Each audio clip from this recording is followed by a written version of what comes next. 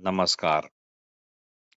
श्री निसर्गदत्त महाराज दैनंदिन चिंतन भाग 313 आणि 314. लफ्जों की भीड़ में कई बार लफ्जों की भीड़ में कई बार खामोशी सबसे ऊंची आवाज है. लफ्जों की भीड़ में कई बार खामोशी सबसे ऊंची आवाज है. श्री निसर्गदत्त महाराज म्हणतात, लक्षात ठेवा, विश्वात जे जे काही सत्यम शिवम सुंदरम म्हणून आहे, ते सर्वच्या सर्व तुमच्यातच निर्माण झालेले आहे. त्याच्या मुळाशी तुम्हीच आहात.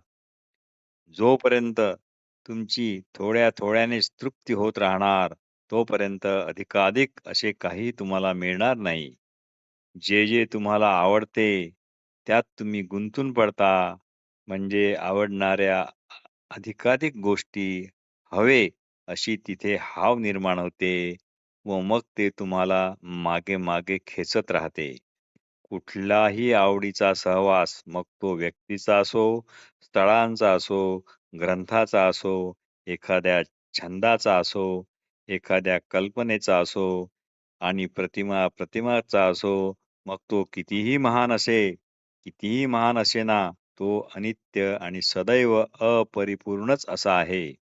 कारण याच हवास तुम्हाला पूर्ण कारण हाच हव्यास तुम्हाला पूर्ण समाधान देऊ शकत नाही. कारण हा सहवास संपणार तर नाही ना, याची सतत भीती आणि काळजी, याची टोचणी, ती सतत तुम्हाला पोखरत राहते. पण जे टिकाऊ आहे, पूर्ण समाधान देऊ शकणारे आहे, ते केवळ तुमचे असणेपणच आहे. याचा कधीच तुम्हाला कंटाळा येत नाही. हे संपेल की काय याची कधी टाचणी तुम्हाला लागत नाही. कारण हे संपणार नाही याची पूर्ण खात्री आहे. असे जे खात्रीलायक आहे, त्यातच जर असले तर आपण मोकळे-मोकळे आपल्याला निश्चित वाटणार. यालाच वाटला तर तुम्ही मोक्ष म्हणा, निर्वाण म्हणा, काहीही म्हणा अथवा काहीच नका म्हणू, काहीच न म्हणणे हे मात्र सर्वात चांगले. त्यामुळे तुमचे मौन सशक्त होईल. साधक विचारतो, श्री जे कृष्णमूर्ती म्हणतात, गुरुची आवश्यकता नाही. महाराज विचारतात, पण तुम्हाला ते तू आहेस हे निदान एकदा तरी कुणीतरी तुम्हाला सांगितले पाहिजे, असे वाटत नाही का? तुम्हाला ते पटो वा न पटो, वेगळ्या स्वरूपात श्री कृष्णमूर्ती तेच सांगत आहेत, की ते तू आहेस. सेल्फ रिअलायझेशन हेच ते सांगत आहे. सूक्ष्मपणे पाहिले तर हे सहज लक्षात येते. गुरुविषयी म्हणजे जो करुणेने काहीतरी महत्त्वाचे सांगतो, अशाविषयी त्याचे काही म्हणणे नाही. अशाविषयी त्यांचे काही म्हणणे नाही. कारण हेच काम तर ते स्वतःच करतात. पर्वत शिखरावर पडणारे पाणी तळाशी जसे आपोआप वाहत राहते, तेवढीच त्यांची भूमिका आहे, असे त्यांनी एका ठिकाणी स्पष्ट म्हटले आहे. पर्वत शिखरावर जर पाण्याचा वर्षाव झाला, तर ते पाणी आपोआप तळवटीकडे येते. पण जे गुरु शिष्याचे शोषण करतात आणि जे शिष्य केवळ गुरु करतात आणि गुरूंची धरसोड करतात, त्यांना खऱ्या आतल्या गुरुविषयी काही घेणे-देणे नाही. अशा गुरु शिष्यांच्या विरुद्ध ते सावध राहा असे म्हणतात इतकेच. जिवंत गुरुवर विसंबून राहण्यापेक्षा आतल्या गुरुवर विसंबून राहणे हे कधीही चांगले. साधक विचारतो, पण असे देहधारी सद्गुरू मिळणे तर फारच कठीण आहे बुवा. महाराज म्हणतात, बरोबर आहे. तसे मिळणे दुर्मिळ आहे. पण अशा दुर्मिळ सद्गुरूला भेटीला साधीसुधी घटना समजू नका. यात जे कृष्णमूर्ती सुद्धा आले. पण काही गुरु व शिष्य हे मोठे धूर्त असतात.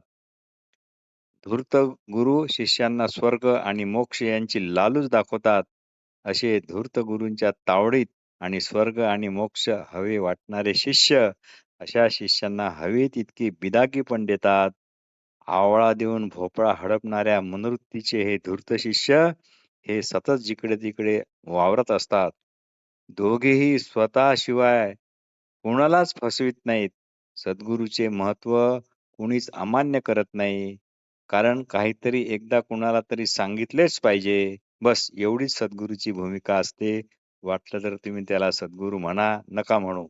म्हणूनच एका ठिकाणी महाराज म्हणतात, "तुम्ही दुसरे तिसरे काहीच करू नका. सर्व लक्ष आपल्या असणेपणाकडेच असू द्या.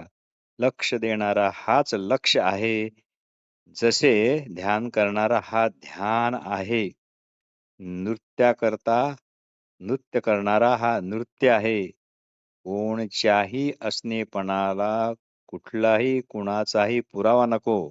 हे सर्व समजणे ज्यामुळे शक्य होते, ते केवळ आणि केवळ आपण असल्याची ज्ञानकळा होय.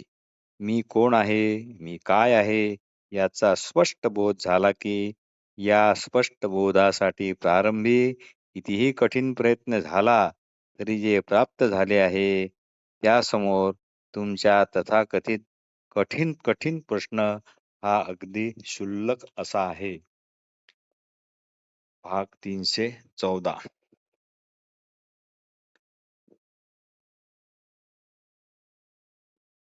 कोई खामोश जख्म लगती है, कोई खामोश जख्म लगती है, जिंदगी एक नज्म लगती है, जिंदगी एक नज्म लगती है. श्री निसर्गदत्त महाराज म्हणतात, जगाला आपले स्वतःचे स्वतंत्र वेगळे असे अस्तित्वच नाही. प्रत्येक माणसाने आपापल्या कल्पनेप्रमाणे जे त्याच्या वाचीव ऐकीव सांगीव अशा संचित ज्ञानाच्या भरोशावर व अशा या भरवशामुळेच त्याच्या ठिकाणी आवड-निवड, सुरक्षितेची भावना, आग्रह, मते, हट्ट इत्यादी निर्माण झाले. अशा काल्पनिक जगाला तो खरे मानतो, सातत्यपूर्ण मानतो. या खरे मानण्याचा परिणाम इतकाच होतो, की तो सुख-दुःख, हर्ष-विषाद, ताण या घोरात पडतो आणि जे जसे नाही अशापासून व्यर्थ दुःखी कष्टी होत राहतो. याचेच जगात सर्वात मोठे आश्चर्य आहे. हीच श्री निसर्गदत्त महाराजांची मुख्य शिकवण आहे. या बाबतीत तुम्ही पूर्णपणे निश्शंक तेव्हाच व्हाल, जेव्हा तुम्हाला तुमच्या अगोदरपणाने असणाऱ्या शुद्ध असणेपणातच निरंतर काही छुपा हेतू, काही छुपा धूर्त असा आग्रह किंवा काही हट्ट असा काही नाही, काही धूर्त इच्छा न करता राहण्याचे महत्त्व कळेल. एकदा का एखाद्या गोष्टीचे महत्त्व कळले, की हे महत्त्वच स्पष्टता म्हणून असते आणि अशी स्पष्टता म्हणजे क्लॅरिटी आली, की मग तुम्हाला त्या क्लॅरिटीला अनुसरून चालण्याशिवाय दुसरा पर्यायच राहत नाही व दुसरा पर्याय तुमच्या डोक्यात पण येत नाही. आला तर समजा ती क्लॅरिटी नाही. त्यामुळे सर्व साधे, सोपे आणि सहज होते. वस्तुतः एवढेच श्री निसरत्न महाराजांच्या शिकवणीचे सार आहे, असे म्हणता येईल. श्री सद्गुरूंचे वचन, श्री सद्गुरूंचे वचन किंवा निसर्गदत्त महाराजांचे वचन, "ते तू आहेस, हे विधान, होय साखर गोड आहे." या विधानासारखे आहे. पण ते खरोखरच गोड आहे की नाही, जोपर्यंत तुम्ही प्रत्यक्ष चाखत नाही, तोपर्यंत एका तऱ्हेची ती एक कल्पनाच आहे. पण इथे श्री निसर्गदत्त महाराज म्हणतात, "पण प्रत्यक्ष चाखून अनुभव येईपर्यंत माझ्या शब्दावर तितकाच त्यावेळपुरताच विश्वास ठेवा." अर्थात गुरुवचनावर विश्वास ठेवायला मग अशा विश्वास ठेवायला काय हरकत आहे?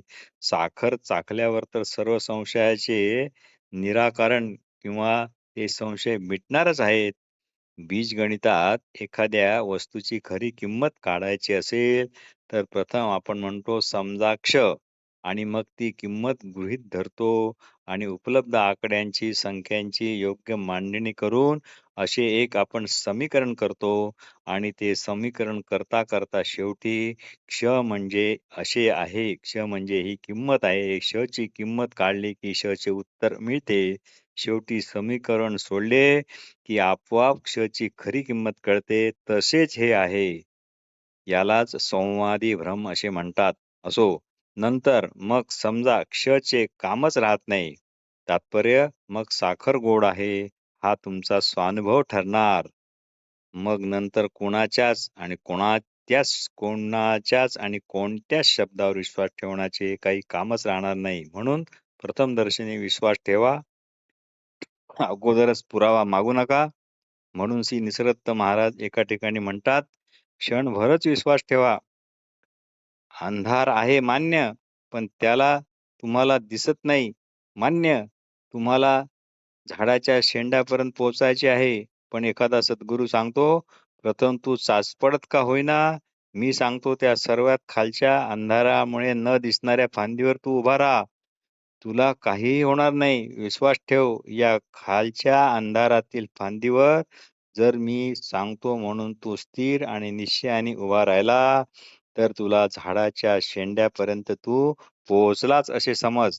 हे पोहोचणे टळणार नाही. तात्पर्य आपण आपणच शुद्ध असणेपणाने आहोत आणि याच क्षणी आहोत. यालाच पाहिजे तर सत्य म्हणा. याला काल्पनिक सत्य किंवा सत्याची कल्पना असे म्हणता येणार नाही. गाडगे, मडके, पणत्या हे कल्पित आहेत. पण मातीकडे लक्ष ठेवा, ती मात्र कल्पित नाही. मी अमके अमके हे कल्पित पण असेच आहे, ज्यामुळे शक्य होते ते अगोदरपणाचे असणारे आपले असणेपणच आहे. ते कल्पित कसे असणार?